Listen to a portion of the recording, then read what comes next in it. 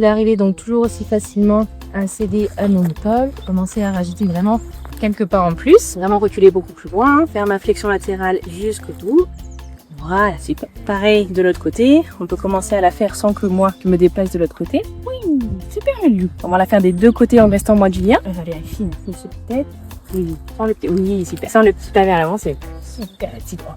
En plus là c'est la période de nuit où vraiment le poil il les gratte beaucoup. Profiter justement pour aller gratter à ce moment-là. Je vais vérifier que je puisse lui passer la longe déjà autour des pieds, tout va bien. Parce que je peux mettre une tension et voir s'il va venir aider simplement en levant le pied. Voilà. Au moment où il lève le pied, moi j'enlève toute pression avec ma longe, vraiment pour lui faire comprendre que c'est exactement ça que je voulais. Je vais pas dès le début lui demander de le tenir en l'air. C'est vraiment super. Et ensuite, pour la suite du travail, je vais pouvoir commencer à lui garder un peu plus longtemps. Donc là, je garde, en faisant attention à mes pieds, une seconde en plus, puis je relâche. J'ai des poils dans le nez. Ça me gratte.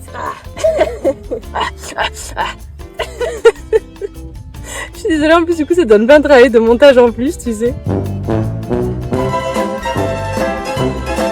Et ensuite je vais vraiment pouvoir remplacer donc la longe par ma main. Donc je vais mettre la tension sur la longe. Et une fois que...